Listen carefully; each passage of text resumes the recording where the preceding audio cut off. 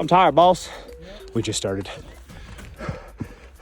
We went on a high elevation, kind of like last, woo, the weather's decent adventure of the year before the snow hits high elevation. If you guys weren't tracking, it's usually around this time that you lose the availability to go to about 5,000 feet plus without snowshoeing. Would you say? Yeah, right about this time of year. Right about this time of year. Both have enough feedback to justify making a video about why we both kind of failed and suffered from that, and then there's going to be a lot of B-roll footage in this video as well. So, just expect that, I guess. So this is sort of like an AAR video. Also, I do still plan on doing an AAR video for the North Carolina trip. I'm just waiting for feedback from some of my guys on ground. Anyway, let's get into it. We had to start our hike a little bit later. We lost a lot of daylight, and it is what it is. I might have gone a little bit heavy, and then he might have gone a little bit light. A little bit light. So, is that whole concept, of pack light, freeze at night, and that was this guy this time, and I slept. No better. I still did it.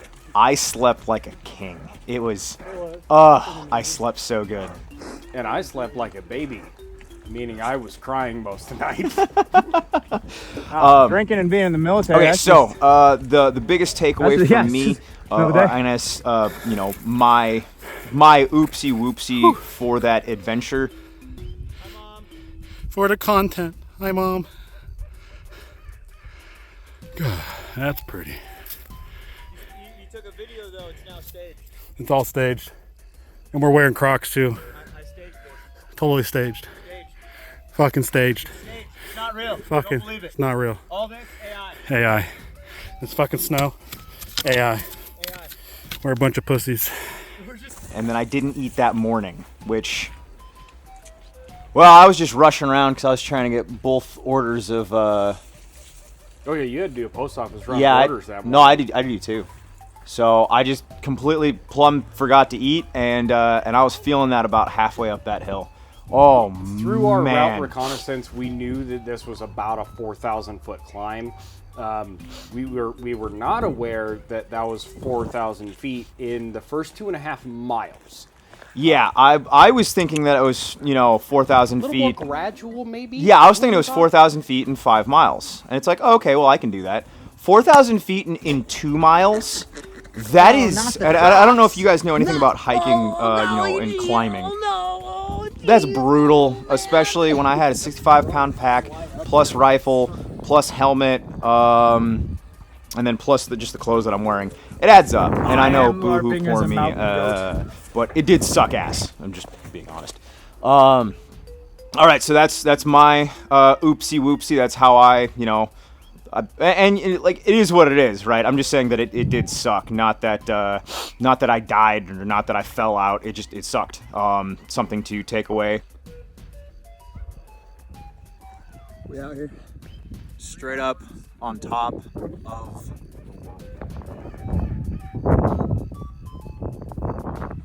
Meow.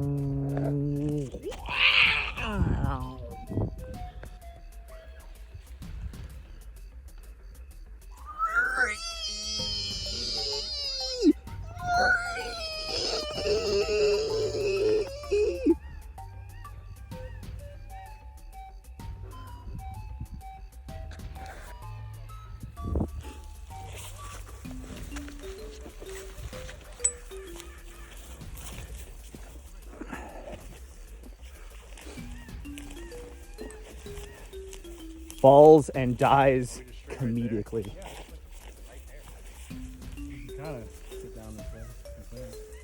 I say YOLO. Do a flip! Learning experience for me, now it's a learning experience for you. Alright, Beaver. Would you like to go into how you fucked up, considering where you work? I work in a warehouse full of surplus. For instance, like a East German jacket that's really nice, and Romanian wool parkas that are super nice. And with liner. We have bins full of wool, and we have woobies. M81 bivvies. And more woobies. We have and more woobies, actually. This is stupid awesome. This is not dangerous at all. No. Perfectly I've never safe. done a danger in my entire life. We're not going down like 45 or more degree hill right now at all. With no trail No, this is the safest thing that ever did. ever. Oh shit! Oh god. Definitely safer than joining the military. I kind of just want to, at a certain point. I mean, honestly, it's probably the best way to do it. At a certain point, when do you stop walking to slide?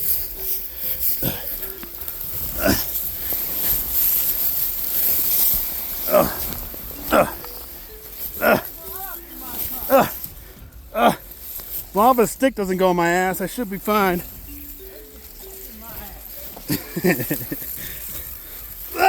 shit. The trail's all the fuck away. I wanted to scramble up this.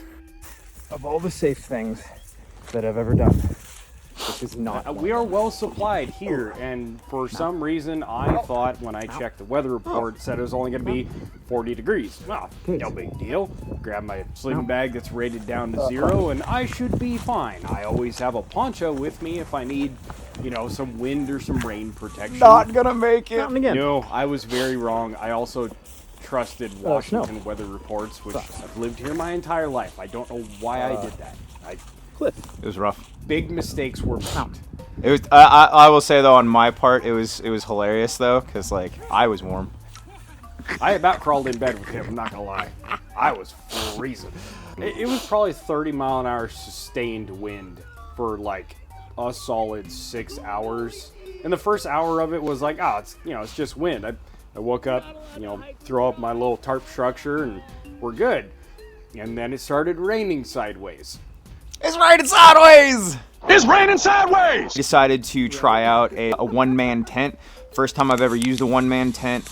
And for cold weather, wet weather camping, absolutely the move. The wind didn't even affect me. You got this. I believe in you. I opted You got to this. not take a bivvy this time around, Maximum which I think effort. this is the first time on the civilian side that I haven't run a bivvy. And I just had the one-man tent and a poncho over it, and with a wool and a whoopee, and then waffle top and bottom. Oh man, I was warm. I was actually too warm at a couple points, and then this dude's over here just dying. And put that in perspective, the sleeping bag I was running, I've had it for like 20 years. I have slept in some hellacious weather in that sleeping bag, and it's proven itself to be fantastic. That being said, things fail. And it was about 03 I woke up and realized that the zipper on my mummy bag had broken.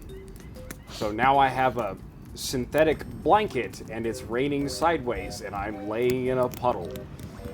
There's no body heat to retain in that scenario. All right, so once again, we are going to make more content on like how to build a sleeping area and like tips and tricks on how to build a sleeping area. Definitely content that I want to make more of.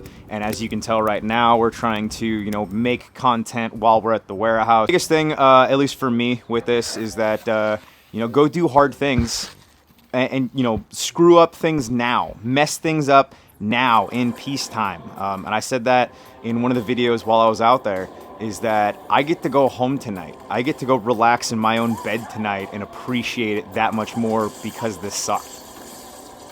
I went home and took the hottest shower I possibly could until I was out of hot water. So, yes, absolutely beautiful. Yes, a lot of people don't consider like hiking as training, but you're familiarizing yourself with your gear, with your equipment. You're understanding.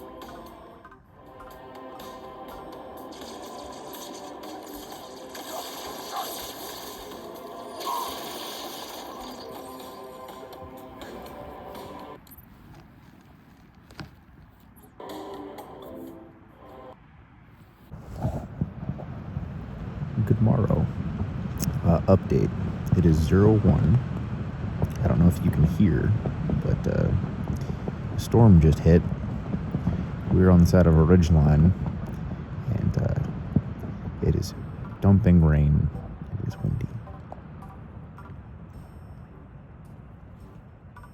I'm so happy for Wool. know how to endure different terrains. Another thing that could have made our overnight significantly better is if we would have picked a different spot. You know, I mean, we were on the very top of a spur, and if you don't know what a spur is, go watch the land navigation video. But we're on the top of a spur, and we did have a little bit of trees around us. We had some structure. Status update. It is 0630. A storm hit around 01, and we are wet. We're very, very wet. That's fucking wet. However, wool blankie, I was warm as fuck. I was very dry in here. Very warm and very dry. I was very warm and very dry. Waffle top and bottom, wool, and whoopee. And life is good. Life is good. But on the outside, now it's just wet. This is very wet. And we're at, what, 6,000 feet elevation? I think about 5-ish. 5-ish. And it is wet and cold, and we're going the fuck home now. That's the fun thing about training, is that I get to go sleep in a bed tonight. Like, this sucked, right? But, like, tonight, I'm going to appreciate that even more. Yeah. All right. Now we get to ruck out of this. Sad beaver, sad. Oh, didn't pack wool blankie. Big. Didn't bring bivy. Big stupid. Big dumb. Big dumb stupid. We had a little bit, but not very much. You know, if it was going to be long term, that is not where I would have picked to stay long term. If we were going to be there longer, I would have kicked down that ridge line and gotten a little bit closer to the water. Not too close to the water, mind you, because there was bears up there. You know, you get closer to water, and then, you know, bears are going to drink water, and now you have a higher chance of running into predators if you sleep too close to water, essentially. Or next to the food. And when we were coming up the hill, I ran into a bear on the trail. Yep. He was only about 30 yards away from us, and he was maybe a half a mile from the water source, but he was also in a blueberry patch. Two things that you would probably want to avoid if you were going to stay up there for a few nights, because all the predators in the area, they know where the food and they know where the water is. They know that mountain way better than you do, and you do not want to be caught in that scenario.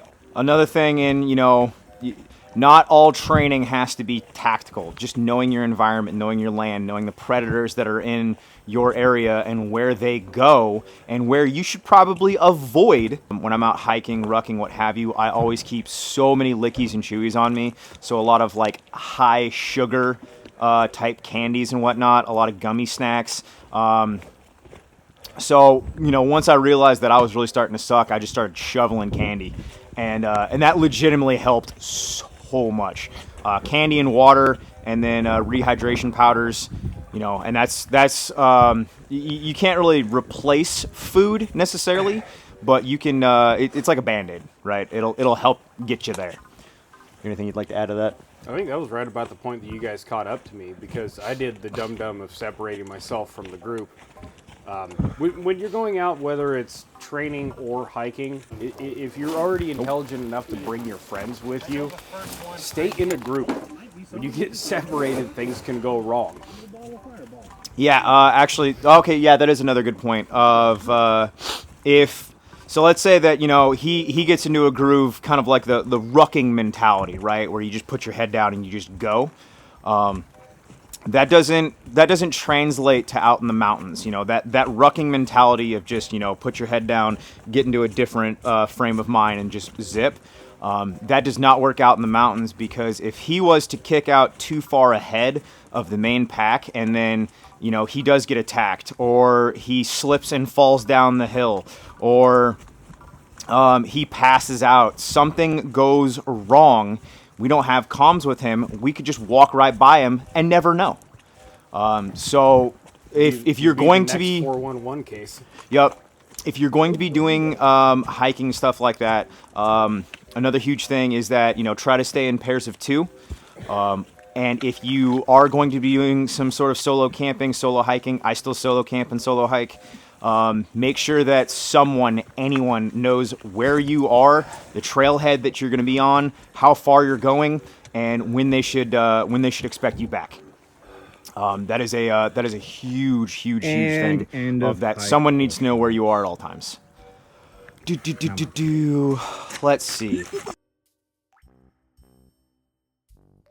Yeah, have something. Let your feet be able to get air and be able to breathe once you get to camp, once you get to your destination and you sit down and you're relaxing, right? You want to have something, anything. I don't care what it is. It could be sandals, it could be flip-flops, Crocs, anything. Have something that you can let your feet relax and breathe in. And nice dry socks to go with it. Nice dry socks. Foot powder, that's another huge one. You need to have foot powder with you. I'd say every single person needs to have their own little thing of foot powder. Emergency blankets. That's another thing that was a saving grace for him. I would say no matter what, if you're going out in the mountains, and this is even the summer months, I always have a wool on me no matter what. Even if it's just a day camp or a day hike, I still have a wool on me. Even if it's just like a lighter wool, I always have a wool. How many emergency blankets do you keep on you? 4. So I've got 2 that are normally in my chest rig.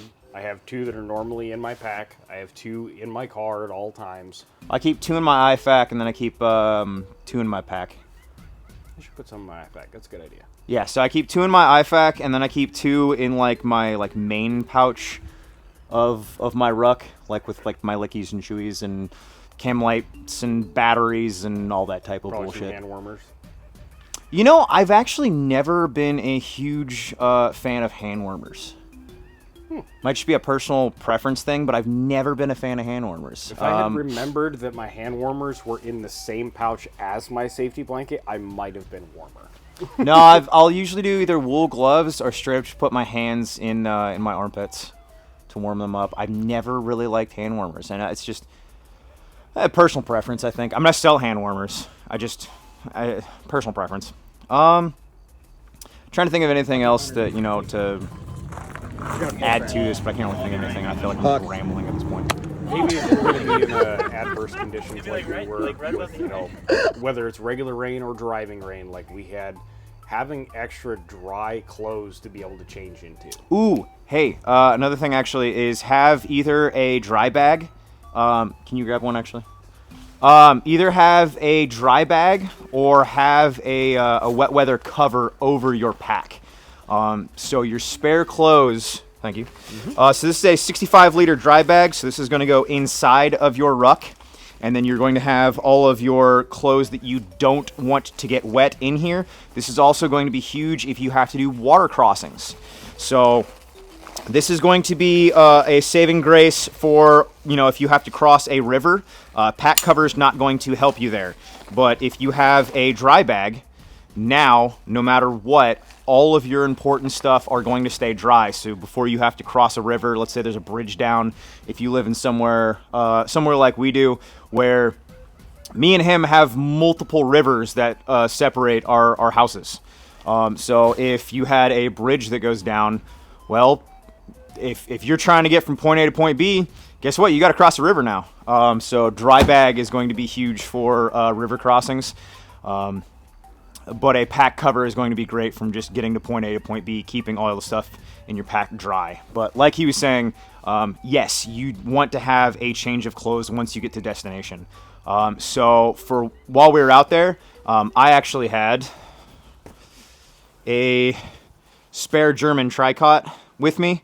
So once we got there, I was able to change into a dry tricot shirt, and then I had a waffle top to go on over it. That is something huge, and I don't think is talked about enough, is just having spare dry clothes if you live somewhere that gets wet regularly like we do. And being able to properly layer it. Yep, properly layering. That's huge. Knowing how to layer, not just having if you had just one coat and that's it, well, that one coat gets wet. Now what? Or you start overheating and you want to take the coat off and you have a t-shirt underneath. Well, now your options are sweating your balls off in a massive coat or freezing your ass off. So that's why you need to have, different layers of kit, so to speak, or different layers of cold weather. I once again feel like I'm just rambling, but it is good knowledge, but I do feel like I'm rambling. Yeah. I don't know. We got anything else? We're It's at a pretty solid AAR. 19 minutes. Okay, so let's go full circle. Make sure that you guys are getting enough food before you leave out on a strenuous hike. Make sure that you've drank enough water before you got on a strenuous hike.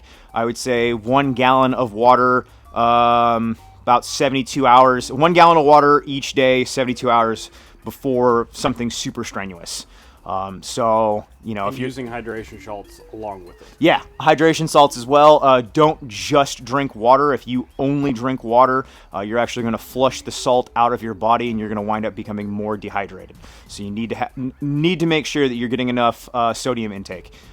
Pink salt, Himalayan salt, or use some one of the like rehydration salts. There's so many different brands. We've been using Liquid IV. It is kind of high in sugar, but I found that Liquid IV ain't bad. Let's see. Full circle overall.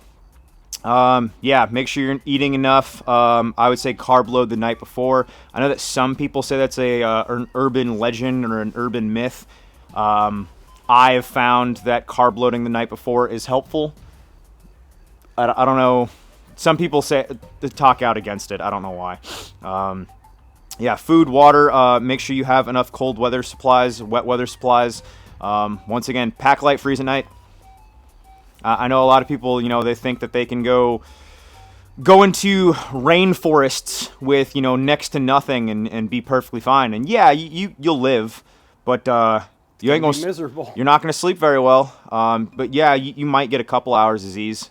I think I got about a half an hour that night. Yeah, it's not going to be good though. If you want to be at, a higher performance level the next day, you need to be getting enough sleep. So you need to have enough of a justifiable and realistic sleeping area. That being said, if you get to your camp area with enough time, you could pack a significantly less. And build up a shelter, build up a wind wall, build a fire inside of a sleeping area. So if you have enough time before nightfall, yeah, you could get away with a lot more. But like we were saying, we got out there and we got shot in the foot for an early start. Yeah, we didn't have a whole lot of daylight to work with by the time we get out there, and sometimes that is what it is. Life happens. Yeah, I don't think I have anything else. Appreciate you guys watching. I know that, yeah, this might not be the most exciting video ever, but something I really want to start doing more on the channel is just giving you guys legitimate advice from our experiences. That, and I think a lot of people don't utilize an AAR because sitting down. Hey, here's what I fucked up. Yeah, and here's what I fucked up, and let's not do that again. Mistakes were made. Let's learn from them before we head out next time. Yeah, so that's something for you guys as well.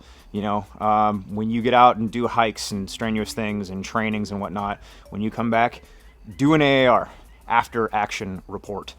Sit down and, what did I do right? What was the mission? What did I do wrong? What can I improve on? Do that for you, and that's going to make your training and your experiences out in the hills and preparing a lot better if you are becoming a better version of you.